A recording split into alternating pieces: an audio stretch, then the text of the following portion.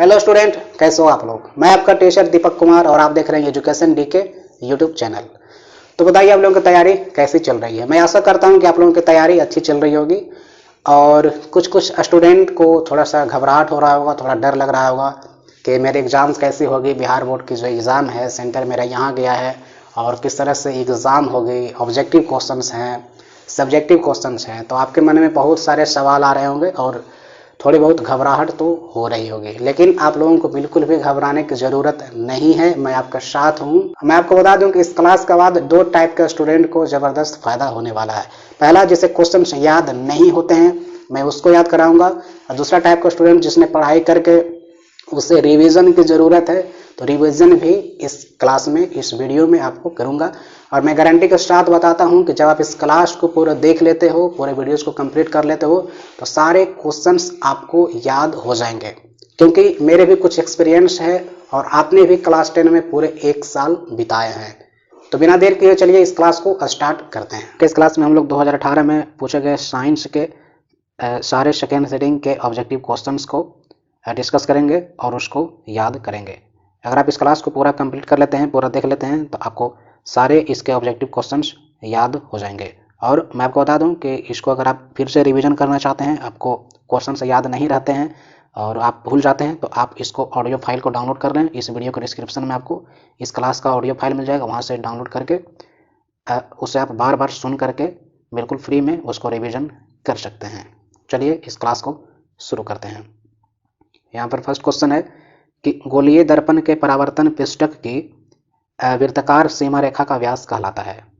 Okay, गोलीय दर्पण जो होता है, गोलीय दर्पण जैसे कि इस तरह से होता है।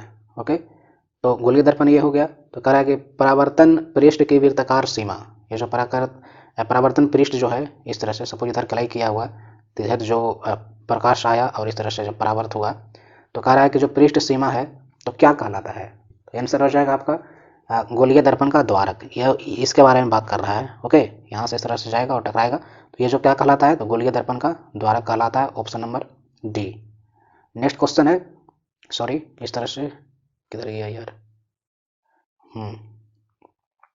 चलिए चलिए, सॉरी अरे यार। यहाँ पर नेक्स्ट क्वेश्चन है कि निम्नलिखित में से कौन उत्तल लेंस की फोकस दूरी है जिसकी वक्रता त्रिज्या 32 सेंटीमीटर है। आपको समझना है कि उत्तल लेंस की फोकस दूरी ऋणात्मक होती है या धनात्मक होती है। तो यहाँ पर दिया गया है कि उत्तल दर्पण की फोकस दूरी क्या होगी जब उसकी वक्रता त्रिज्या 32 है। ओके, तो उत्तल दर्पण की जो फोकस दूरी होती है हमेशा आपकी धनात्मक ही होती है। तो वक्रता त्रिज्या जो है 32 है, तो उसका जो फोकस दूरी हो जाएगा +16 फोकस दूरी, क्योंकि वक्रता त्रिज्या की आधी होती है, तो 32/2 तो हो जाएगा 16। ओके, तो यहाँ पर पॉजिटिव में है तो ये भी आपका पॉजिटिव में होता है, क्योंकि उत्तल दर्पण में फोकस दूरी हमेशा पॉजिटिव होता है। वही अगर उत्तल का दर्पण यहाँ पर सिर्फ अवतल रहता तो आपका 16 तो आंसर होता, लेकिन ये वाला नहीं होता, आपका ये आंसर होता है -16 सेंटीमीटर, क्योंकि अवतल दर्पण का माइनस होता है और उत्तल दर्पण यहाँ पर था इसलिए +16 हुआ। ओके, नेक्स्ट क्वेश्चन हो जाएगा आपका यहाँ पर कि यदि किसी बिंब का प्रतिबिंब का आवर्धन ऋणात्मक है तो उस प्रतिबिंब की प्रकृति क्या होगी। यानी कि कोई वस्तु है, ये जो बिंब जो है इसको वस्तु ही बोला जाता है, कि इस वस्तु का जो प्रतिबिंब बन रहा है, इमेज बन रहा है, इसका जो आवर्धन है ऋणात्मक है, तो जो प्रतिबिंब का प्रकृति कैसा है। ओके, तो आंसर हो जाएगा आपका वास्तविक और उल्टा। ओके, जब इसका आवर्धित ऋणात्मक रहेगा आवर्धन, तो यह हमेशा वास्तविक और उल्टा होगा। ओके, नेक्स्ट क्वेश्चन है कि नेत्र में प्रवेश करने वाली प्रकाश किरणों का अधिकांश अपवर्तन होता है। ये पहले मैं आपको बता चुका हूँ और ये सब क्वेश्चन आपको रिपीट होते रहते हैं, आपको हमेशा के लिए याद रख लेने हैं कि नेत्र में प्रवेश करने वाली प्रकाश किरणों को अधिकांशतः अपवर्तन होता है। कहाँ, तो आंसर हो जाएगा आपका, यहाँ पर देखिए कुछ मिलता जुलता ऑप्शन नज़र आ रहे हैं, लेकिन आपको यहाँ पर सही आंसर बनाने हैं। हो जाएगा कॉर्निया के बाहरी पृष्ठ पर। ओके, कॉर्निया के बाहरी पृष्ठ पर। नेक्स्ट क्वेश्चन है आपको, मैं आपको ले चलता हूँ इस तरह से एडजस्ट करके। ओके, चलिए, कि जब सूर्य का प्रकाश वायुमंडल से गुजरता है तो वायु के सूक्ष्म कण किस रंग के प्रकाश को प्रबलता से प्रकीर्णन करते हैं। जब सूर्य का प्रकाश वायुमंडल से गुजरता है तो सूक्ष्म कण जो होते हैं किस रंग के प्रकाश को अधिक प्रबल से पराकीर्ण करते हैं? आंसर हो जाएगा आपका नीला। यानी कि सूर्य का प्रकाश जैसे ही आएगा और वायुमंडल का जब चर्चा आएगा तो उसमें नीला हो जाएगा, इसलिए ही हम लोगों का जो आकाश है नीला दिखाई देता है। ओके, सूक्ष्म कण जो है फिर जाकर के इसका कौन सा रंग का हो जाता है? तो नीला। ओके, नेक्स्ट क्वेश्चन है कि भारत में उत्पादित प्रत्यावर्ती विद्युत धारा की आवृत्ति है। जो भारत में हम लोग का प्रत्यावर्ती विद्युत धारा उत्पादित की जाती है वे कितनी आवृत्ति का होती है, कितने हर्ट्ज का होती है? तो आंसर हो जाएगा आपका 50 हर्ट्ज, HZ। ओके, 50 हर्ट्ज का, भारत में 50 हर्ट्ज का विद्युत धारा उत्पादित की जाती है। नेक्स्ट क्वेश्चन है कि किसी वोल्टमीटर के स्केल पर OV और IV के बीच 20 विभाजन चिन्ह है, तो उस वोल्टमीटर का अल्पमापांक क्या है? किसी वोल्टमीटर में OV और IV के बीच 20 विभाजन चिन्ह है, तो उस वोल्टमीटर का अल्पमापांक क्या है? आंसर हो जाएगा आपका 0.0 V। ओके, आपको इस तरह से याद कर लेनी है 0.0 V। नेक्स्ट क्वेश्चन है आपका कि 1 माइक्रो एम्पियर विद्युत धारा, 1 माइक्रो एम्पियर विद्युत धारा निम्नलिखित में कौन सी है? ये कैसे होती है आपको पता होना चाहिए कि 1 माइक्रो एम्पियर विद्युत धारा कौन सी होती है। आंसर हो जाएगा आपका 10⁻⁻6 एम्पियर, 10⁻⁻6 एम्पियर। इसका मतलब है कि 1/1 पर 6 जीरो, 1 2 3 4 5 6 एम्पियर, इस तरह से होता है 1 माइक्रो एम्पियर का विद्युत धारा का दूसरा मान। ओके, नेक्स्ट क्वेश्चन है, मैं आपको बता दूं इस तरह से करके कि किसी क्षण चुंबक के अंदर चुंबकीय क्षेत्र रेखाओं की दिशा क्या होती है? किसी क्षण चुंबक के अंदर चुंबकीय क्षेत्र रेखाओं की दिशा क्या होती है? तो आंसर हो जाएगा आपका दक्षिण ध्रुव से उत्तर ध्रुव। ये आपको पता होना चाहिए। ये जो क्वेश्चन जो लाइन दिया हुआ है आपको पढ़ करके सुन करके आपको घबराने नहीं है। आप सिंपल में अगर किसी भी चुंबक छड़ को या फिर किसी भी चुंबक को आप धागे में बांध करके लटकाते हैं तो आपको दक्षिण और उत्तर की तरफ से वे रुकती है। ओके, तो यही दक्षिण ध्रुव से उत्तर ध्रुव की ओर आपको हमेशा याद कर लेनी है। ओके, दक्षिण ध्रुव से उत्तर ध्रुव की ओर। ओके, नेक्स्ट क्वेश्चन है आपका कि घरेलू विद्युत परिपथ में उदासीन तार का रंग होता है। जो घरेलू में जो विद्युत परिपथ यूज करते हैं उस उदासीन तार का रंग कैसा होता है? आंसर हो जाएगा आपका काला। ओके, घरेलू विद्युत परिपथ में उदासीन तार का रंग काला होता है। नेक्स्ट क्वेश्चन है कि किस युक्ति में विभक्त वलय दिक् परिवर्तन का कार्य करती है? किस युक्ति में विभक्त वलय दिक् परिवर्तन का कार्य करती है? आंसर हो जाएगा आपका विद्युत मोटर। ओके, विद्युत मोटर में विभक्त वलय दिक् परिवर्तन का कार्य करती है। नेक्स्ट क्वेश्चन है कि जल विद्युत संयंत्र किस ऊर्जा को विद्युत ऊर्जा में रूपांतरित करता है? ये देखिए पूछा हुआ क्वेश्चन है और फिर से लगता है कि 2 बार 3 बार इसको रिपीट किया जा चुका है। तो कह रहा है कि जल विद्युत संयंत्र किस ऊर्जा को विद्युत ऊर्जा में रूपांतरित करता है? आंसर हो जाएगा आपका स्थितिज ऊर्जा को। स्थितिज ऊर्जा को विद्युत ऊर्जा में रूपांतरित करता है जल विद्युत। ओके, नेक्स्ट क्वेश्चन है, मैं इसको इस तरह से ड्रैग करूं और बताता हूं कि ननौरा नाभिकीय विद्युत संयंत्र किस राज्य में स्थित है? नरौरा नाभिकीय विद्युत संयंत्र किस राज्य में संबंधित है? आंसर हो जाएगा आपका उत्तर प्रदेश। उत्तर प्रदेश में ननौरा नाभिकीय विद्युत संयंत्र स्थित है। नेक्स्ट क्वेश्चन है कि निम्नलिखित में से कौन सा बुझा हुआ चूना है? ये क्वेश्चन बहुत बार पूछा जा चुका है और बहुत सिंपल क्वेश्चन भी है, आपको याद होना चाहिए। निम्नलिखित में से कौन सा बुझा हुआ चूना है? Calcium hydroxide CaOH2। Okay, next question है, यहाँ पर देखिए समीकरण दिया हुआ है zinc plus CuSO4 copper sulphate, उसके बाद रिएक्शन होगा, उसके बाद जिंक SO4 प्लस कॉपर। तो दिया हुआ है कि ये कैसा अभिक्रिया है, किस प्रकार की अभिक्रिया है? तो आप देख सकते हैं कि बहुत आसान से आप समझ सकते हैं कि ये जो है कॉपर जो है बिल्कुल अलग हो गया है। सॉरी, मैं इसको अच्छे से समझा दूँ। ये जो कॉपर है, ओके इस तरह से, चलिए आप सही है, हाँ ये जो कॉपर है बिल्कुल अलग हो गया और बाकी ये सल्फेट जो है इसके साथ मिल गया। तो यहाँ पर से जो दूसरा जो यहाँ पर क्या होते हैं, जो तत्व हैं ये बिल्कुल अलग हो गए हैं। तो ये हो गया बिल्कुल आपका विस्थापित कर दिया, तो आपका विस्थापन अभिक्रिया हो गया है, क्योंकि यहाँ पर से आपको कॉपर को विस्थापित कर दिया जा रहा है। इस तरह से ये आपका विस्थापन अभिक्रिया हो जाएगा। नेक्स्ट क्वेश्चन है कि कोई विलयन नीले लिटमस पत्र को लाल कर देता है, तो इसका पीएच मान क्या होगा। जब नीले को लाल करेगा तो उसका पीएच मान हमेशा 7 से कम रहेगा। ओके, जब नीले को लाल करेगा, आपको याद कर लेनी है किसी भी तरीके से, जब वो नीले को लाल करेगा तो वो जो है हमेशा 7 से कम रहेगा। तो यहाँ पर आपको 5 दिया है, तो 5 आपका आंसर हो जाएगा। और जब लाल को नीला कर देगा तो जो 7 से ज़्यादा रहेगा। आपको एक याद करने का तरीका बता दूं कि यहाँ पर देखिए नीले को, चलिए यहाँ इस तरह से बताता हूँ, यहाँ पर नीले को लाल कर रहा है। ओके, तो यहाँ का जो पहला लेटर क्या है, नी, और इसका पहला लेटर क्या है, ल, यानी नील। यानी जब नील हो रहा है तो हमेशा 7 से कम रहेगा।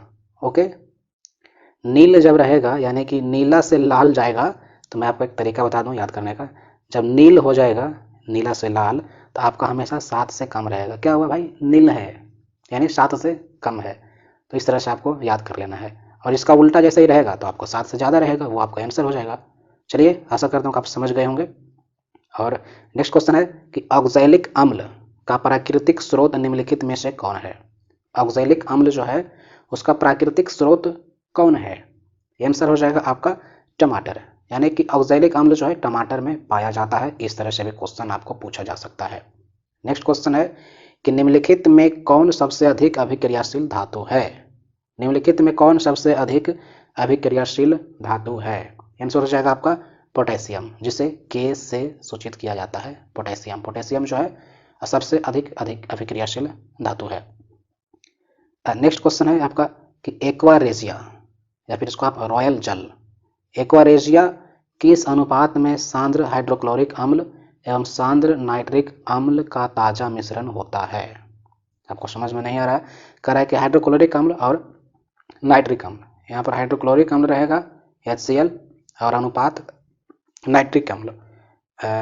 इसका जो भी फॉर्मूला होता है एन करके मैं आपको बता दूं कि हाइड्रोक्लोरिक अम्ल और नाइट्रिक अम्ल का जो मिश्रण होता है उसका अनुपात क्या होता है। तो आंसर हो जाएगा आपका 3:1। ओके, हाइड्रोक्लोरिक का 3 अनुपात होता है और नाइट्रिक अम्ल का 1 अनुपात होता है। नेक्स्ट क्वेश्चन है, मैं आपको बता दूं इस तरह से, ये जो दिया गया है सिंगल बॉन्ड कार्बन और हाइड्रोजन के साथ सिंगल बॉन्ड और ऑक्सीजन के साथ यहाँ डबल बॉन्ड का पर्याकारात्मक समूह निम्नलिखित में कौन है। तो इसका आंसर हो जाएगा एल्डिहाइड। जब इस तरह से आपका रहेगा, कार्बन के साथ हाइड्रोजन रहेगा और ऑक्सीजन रहेगा, तो ऑक्सीजन के साथ डबल बॉन्ड और हाइड्रोजन के साथ एक बॉन्ड और एक खाली रहेगा, तो ये एल्डिहाइड होता है। आपको याद कर लेनी है। नेक्स्ट क्वेश्चन कि प्रोपेन का आणविक सूत्र C3H8 है। इसमें, और अब आके आपको ऑप्शन दिया गया है कि प्रोपेन का आणविक सूत्र C3H8 है। इसमें इसका जो आंसर हो जाएगा 10 सहसंयोजक आबंध है। ओके, ये किस तरह से समझाया गया है आप इसको समझ सकते हैं अच्छे तरीके से।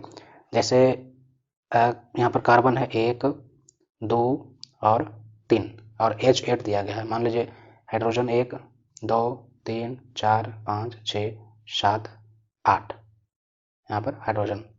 तो यहाँ पर बताया जा रहा है कि प्रोपेन का आणविक सूत्र C3H8 है, तो इसमें 10 जो है सहसंयोजक आबंध है। ओके, इस तरह से आपको बिल्कुल याद कर लेनी है। क्योंकि नेक्स्ट क्वेश्चन है कि आधुनिक आवर्त सारणी में बाईं से दाईं ओर जाने पर परमाणु का साइज क्या होता है, बढ़ता है या घटता है। आधुनिक आवर्त सारणी में बाएं से दाएं की तरफ जब जाएंगे तो परमाणु का साइज घटता है। ओके, परमाणु का साइज घटता है। नेक्स्ट क्वेश्चन कि आधुनिक आवर्त सारणी में कितने ऊर्ध्व स्तंभ हैं। आधुनिक आवर्त सारणी जो है उसमें कितने जो ऊर्ध्व स्तंभ जो हैं, जो खड़े खड़े होते हैं, इस तरह से आपको जो डिजाइन बने रहते हैं आपके पीरियोडिक टेबल के, तो ऊर्ध्व स्तंभ जो होते हैं इस तरह से कितने हैं। तो इसका आंसर हो जाएंगे 18। देखिए 18 यहीं पर है, तो 18 ऊर्ध्व स्तंभ होते हैं। और जब सारणी के जब समूह की बात करेगा तो आपका जो है 7 हो जाएगा। ऊर्ध्व स्तंभ की बात करेंगे तो 18 हो जाएगा। नेक्स्ट क्वेश्चन है, सॉरी इस तरह से ये तो क्वेश्चन गड़बड़ा जाता है यार, क्या हो जाता है इसको। चलिए, और चलिए मैं शुरू करता हूँ इसको थोड़ा सा, और इसको एडजस्ट करने में प्रॉब्लम तो नहीं होनी चाहिए। बिल्कुल सही है। कह रहा है कि एक छात्र जांच परख नली में लिए गए सोडियम बाइकार्बोनेट के तनु विलियम में सार्वभौम सूचक की कुछ बूंद मिलाता है तो निम्नलिखित में से कौन सा रंग दिखाई देगा। कह रहा है कि परख नली में सोडियम बाइकार्बोनेट लेता है, उसके बाद उसमें तनु विलियन में सार्वभौम सूचक ओके कि कुछ बूंद मिलाता है तो इसका रंग कैसा दिखाई देगा। तो इसका आंसर आपका हो जाएगा नीला। ये थोड़ा सा लॉन्ग क्वेश्चन है, आप इसको आप ध्यान में रख लें कि सोडियम बाइकार्बोनेट में जब सार्वभौम सूचक मिलाएगा विलियन तो आपका नीला हो जाएगा। ओके, नेक्स्ट क्वेश्चन है कि जब मैग्नीशियम फीता को जलाया जाता है। एक क्वेश्चन देखिए, हमेशा हम लोगों को इंटर में भी देखने को मिलता था और ये मैट्रिक में भी दिया हुआ है कि जब मैग्नीशियम के फीता को जलाया जाता है तो उत्पन्न आग की लौ कैसी होती है। जब मैग्नीशियम के फीता को जलाया जाता है तो उत्पन्न आग की लौ कैसी होती है। आंसर हो जाएगा नीली। ओके, नीली कलर की लौ उत्पन्न होती है। नेक्स्ट क्वेश्चन है कि एक जांच परख नली में लिए गए विलयन में एक लोहे की कील को डुबाया जाता है। चलिए, कोई परख नली लिया और उसमें लोहे के कील को डुबाया गया, ठीक है। उसके बाद कह रहा है कि आधे घंटे के बाद यह देखा गया है कि विलयन का रंग परिवर्तित हो चुका है। अच्छा, ठीक है, किसी विलयन में कील को डुबाया लोहे की और आधे घंटे के बाद देखता है कि उस विलयन का रंग परिवर्तित हो गया है। तो उस जांच परख नली में कैसा विलयन था, कौन सा विलयन था। अगर कलर चेंज हो गया है तो उस परख नली में कौन सा विलयन था, कौन सा घोल था। आंसर हो जाएगा आपका FeSO4, फेरस सल्फेट। ओके, जब फेरस सल्फेट रहेगा और उसमें लोहे के कील को डुबाएंगे तो उसका जो कलर है चेंज हो जाएगा। नेक्स्ट क्वेश्चन है यहाँ पर कि निम्नलिखित में से कौन से यंत्र का उपयोग रक्त दाब मापने में किया जाता है। जो बीपी चेक करते हैं डॉक्टर लोग या फिर और कोई, तो रक्त दाब को चेक करने के लिए कौन सा यंत्र का उपयोग किया जाता है। आंसर हो जाएगा आपका बैरोमीटर। ओके, नेक्स्ट क्वेश्चन है कि रक्त का कौन से अवयव घायल स्थान से रक्त स्राव के मार्ग को रक्त का थक्का बनाकर अवरोध करता है। आप समझ रहे हैं क्वेश्चन को कि रक्त का कौन सा अवयव, यानी कि कोई व्यक्ति जब घायल हो रहा है, किसी का कुछ कट जाता है, छिल जाता है, कुछ नुकसान हो जाता है, तो जब वहाँ से ब्लड निकलता है तो ब्लड ऑटोमेटिक थक्का बन जाता है। ओके, ऑटोमेटिक थक्का बन जाता है, ऑटोमेटिक जम जाता है। अगर नहीं जमता तो ब्लड धीरे धीरे कर करके बहते रहता, गिरते रहता। तो रक्त का जो ये थक्का बनने का जो कारण होता है, तो कैसे रक्त थक्का बनता है, इसमें कौन सा मुख्य अवयव का काम होता है। तो इसका आंसर हो जाएगा आंसर देखिए यहाँ पर सब थोड़ा सा मिलते जुलते लग रहे हैं, थोड़ा सा उल्टा पुल्टा, मैं आपको कंफर्म करके बता दूं। आंसर हो जाएगा आपको प्लेटलेट्स। ओके, प्लेटलेट्स के कारण ही रक्त का थप्पा जमना बनता है। नेक्स्ट क्वेश्चन है कि अवटु ग्रंथि को थायरॉक्सिन हार्मोन बनाने के लिए क्या आवश्यक है। ये बहुत टाइम के बाद क्वेश्चन देखने को मिला है और बहुत इंटरेस्टिंग क्वेश्चन है कि अवटु ग्रंथि को थायरॉक्सिन हार्मोन बनाने के लिए क्या आवश्यक है। आंसर हो जाएगा आपका इनमें से सभी। इनमें से सभी का कहने का मतलब है कि सोडियम, क्लोरीन और फास्फोरस, जब सभी चीज़ें रहेंगे तो अवटु ग्रंथि जो है थायरॉक्सिन हार्मोन तैयार हो जाएंगे। नेक्स्ट क्वेश्चन है आपका यहाँ पर, चलिए मैं इसको थोड़ा सा ऊपर कर दूं। यहाँ पर कि मस्तिष्क का कौन सा भाग शरीर की स्थिति तथा संतुलन का अनुरक्षण करता है। मस्तिष्क का कौन सा भाग शरीर की स्थिति तथा संतुलन का अनुरक्षण करता है। आंसर हो जाएगा आपका अनुमस्तिष्क। अनुमस्तिष्क जो है शरीर की स्थिति का अनुरक्षण करता है। बहुत तेज चीज होता है ये चीज, अनुमस्तिष्क जो है। नेक्स्ट क्वेश्चन है कि पादप हार्मोन साइटोकाइनिन सहायक है किस चीज के लिए।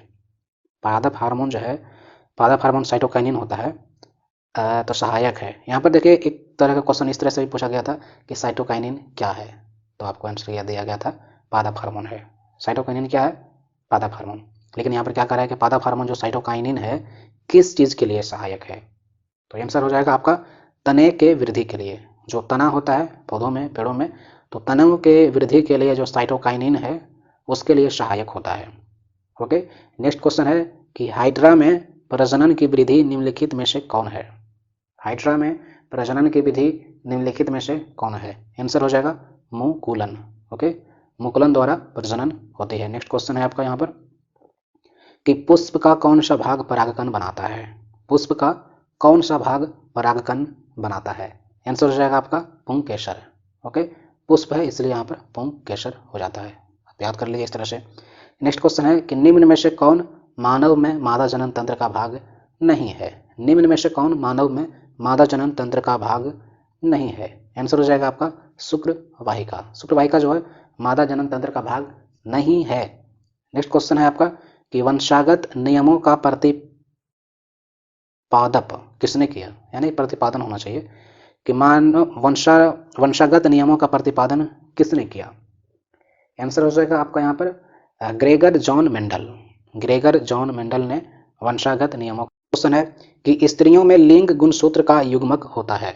स्त्रियों में लिंग गुणसूत्र का युग्म कौन सा होता है? आंसर हो जाएगा आपका XX। ओके, और पुरुषों की अगर बात की जाएगा तो XY हो जाएगा। नेक्स्ट क्वेश्चन है, मैं इसको थोड़ा सा ऊपर कर दूं, और यहाँ पर है कि मंड परीक्षण के लिए हरी पत्ती पर आयोडीन डालने से पहले पत्ती को एल्कोहल में डुबाया जाता है, किस लिए? ओके, मंड परीक्षण के लिए हरी पत्ती पर आयोडीन डालने से पहले पत्ती को एल्कोहल में उबाला जाता है। ओके, उबाला जाता है। क्यों उबाला जाता है? तो आपका आंसर हो जाएगा क्लोरोफिल को घोलने के लिए। जो क्लोरोफिल होता है हरी पत्ती में, तो क्लोरोफिल को घोलने के लिए एल्कोहल में उबाला जाता है। नेक्स्ट क्वेश्चन है आपका इस तरह से, मैं आपको बता दूं। ओके, थोड़ा सा फिट हो जाए, और ये रहा। यहाँ पर है कि स्लाइड को सर्वप्रथम कंपाउंड माइक्रोस्कोप से देखा जाता है। स्लाइड को सर्वप्रथम कंपाउंड माइक्रोस्कोप से देखा जाता है। कितना पर? यानी कितने गुने पर? जो 5x 10x जो हम लोग का जूम होता है ना, पावर, वही यहाँ पर आपका ऑप्शन दिया गया है, कितने पर देखा जाता है? आंसर हो जाएगा आपका 10x पर। ओह, 10x 8x जानते हो ना बहुत गेम खेलते हो। चलो, यही लिखा हुआ था कि स्लाइड को सर्वप्रथम कंपाउंड माइक्रोस्कोप को देखा जाता है 10x पर। ओके, नेक्स्ट क्वेश्चन है कि दो तंत्रिका कोशिका के मध्य खाली स्थान को क्या कहते हैं? दो तंत्रिका कोशिका के मध्य खाली स्थान को क्या कहते हैं? आंसर हो जाएगा आपका सिनेप्स। ओके, दो तंत्रिका कोशिका के मध्य खाली स्थान को सिनेप्स कहते हैं। नेक्स्ट क्वेश्चन है आपका निम्न में से कौन आहार श्रृंखला का निर्माण करता है? आहार श्रृंखला का निर्माण कैसे होता है? कौन सा निर्माण करता है? आपको सारे ऑप्शन देखेंगे तो आपको समझ में आ जाएगा। इसका आंसर हो जाएगा आपका घास, बकरी तथा मानव। आहार श्रृंखला कैसे बनता है कि भाई देखिए किस तरह से बनाया गया है कि मानव का आहार बकरी है और बकरी का आहार घास है। इसी को लेकर के आहार श्रृंखला का निर्माण करता है। तो दोस्तों, ये वीडियो आपको कैसा लगा आप हमें कमेंट जरूर करें। इस वीडियो को आप शेयर जरूर करें ताकि बाकी स्टूडेंट्स का बेनिफिट हो सके। और इस क्लास में आपको कुछ भी प्रॉब्लम होता है तो आप हमें कमेंट करके जरूर पूछें, और इस चैनल को सब्सक्राइब कर लें ताकि आपको हमेशा ऐसे वीडियोज मिलती रहे। मैं आपके साथ पूरे एग्जाम तक आपके साथ बना हुआ रहूंगा। मैं ऐसे ही वीडियोज आप तक पहुंचाते रहूंगा। पर्सनल कॉन्टैक्ट के लिए आप हमें इंस्टाग्राम पर फॉलो कर सकते हैं, दीपक कुमार 00123।